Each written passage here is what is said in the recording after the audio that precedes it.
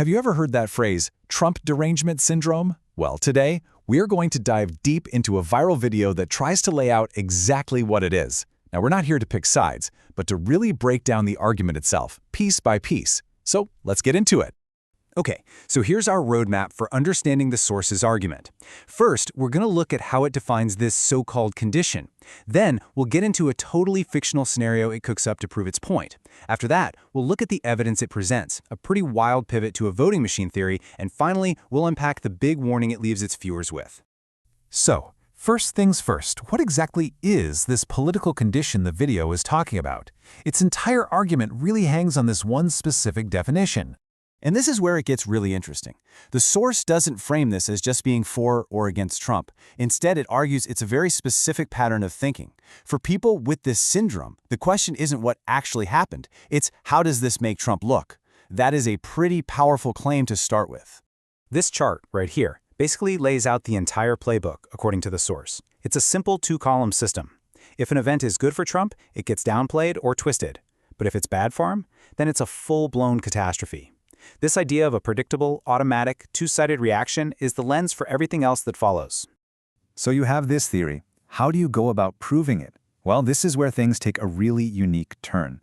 The source video doesn't actually use a real-world event. Nope. It creates a completely fictional one from scratch to make its case.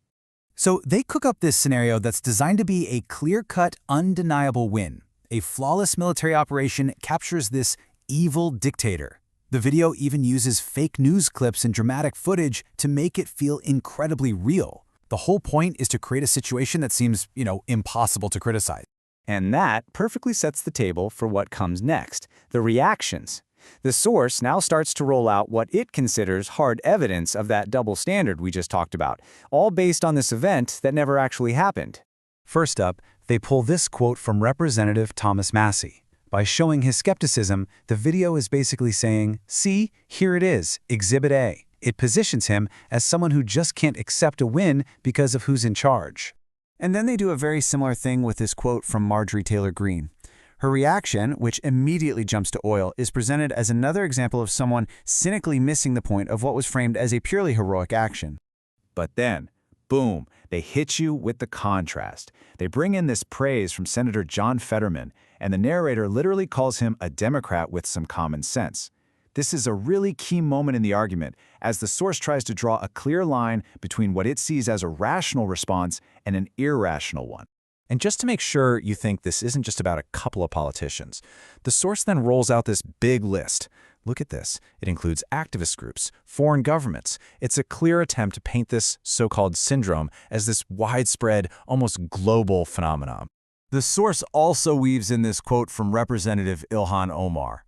And in the world of this video's argument, her critique of U.S. foreign policy gets reframed as an example of blaming America instead of, celebrating the capture of a dictator. Okay, hold on, because right here is where the whole argument takes a massive pivot. Just when you think you know where this is all going, they completely switch gears, from analyzing political reactions to proposing a full-blown conspiracy theory. And how do they introduce this brand new angle? With a clip of Alex Jones. He's the one who makes the connection, linking the fictional capture of Maduro to a very real-world conspiracy theory about Smartmatic voting machines and the 2020 election. And right after that clip, the video just lays this question out there for the viewer. The implication is huge, isn't it? That maybe this was never about a dictator. Maybe the real goal was to get information about voting machines. The entire narrative just got flipped on its head. All right, so this is the grand finale. This is where the source takes every single thread we've looked at, the definition, the fake scenario, the reactions, that voting machine twist, and weaves them all together into one big final warning. The video really doesn't mince words. It boils its entire argument down to this one very blunt statement.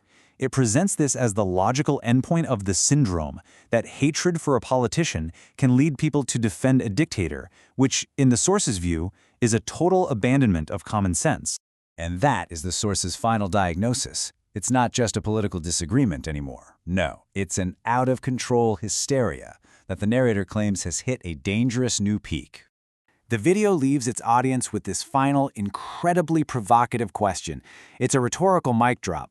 designed to frame the political divide as an absolute, almost unbreakable reflex. And that, from start to finish, is the argument we set out to deconstruct. Now it's up to you to decide what you think.